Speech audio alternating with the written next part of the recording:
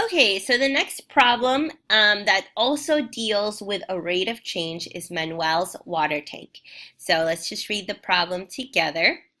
A huge storm is quickly filling up Manuel's rainwater collection tank.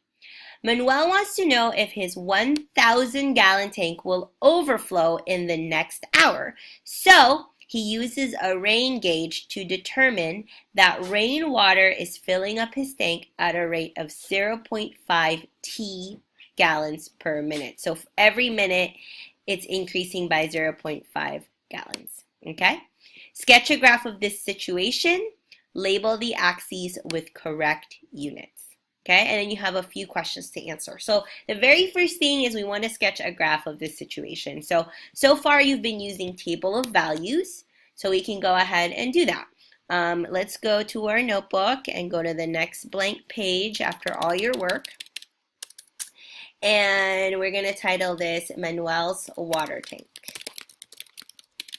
So we know two things. We know that we know one thing. Well, yeah, we know two things.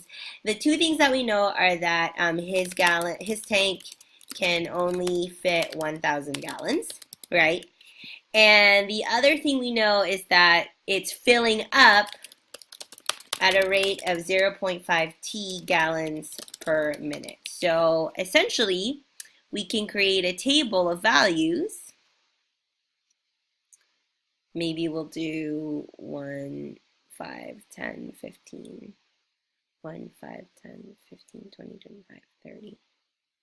Okay, so our input is obviously the minutes. So at some time, we know the output is the gallons in tank, right?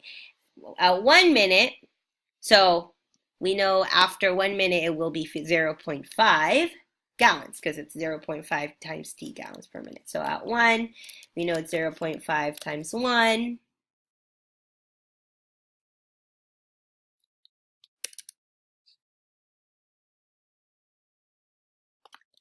Which is 0.5 gallons. Okay, so the next one at maybe 5. So I'm going to do this every 5 minutes.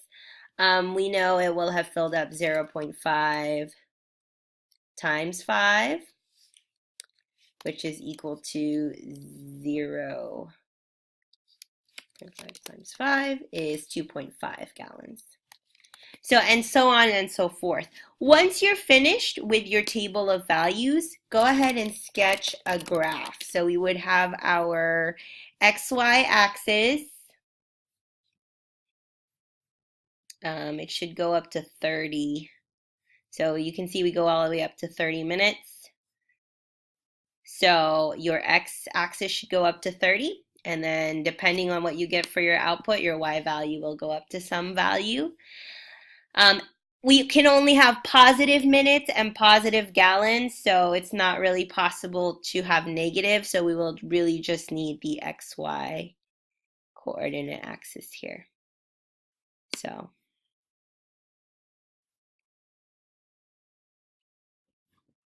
maybe I'll use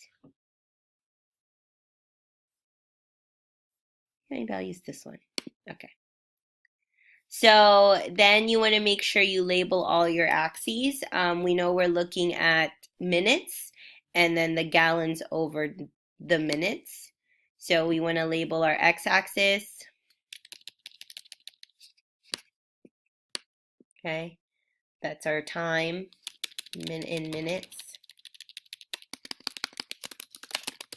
And then our output, our y-axis, is the gallons in the tank. Okay, so essentially, you're going to go ahead and graph the points that you got for your table of values.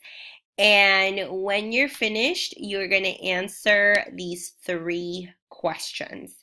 So you don't have to write the questions down. Don't need to copy questions. Just write down your answers. But you're going to write down your answers on Dreamseed or on your notebook, and then when you're finished, take a photo of your graph, your answers, and upload the photo here on Dreamseed.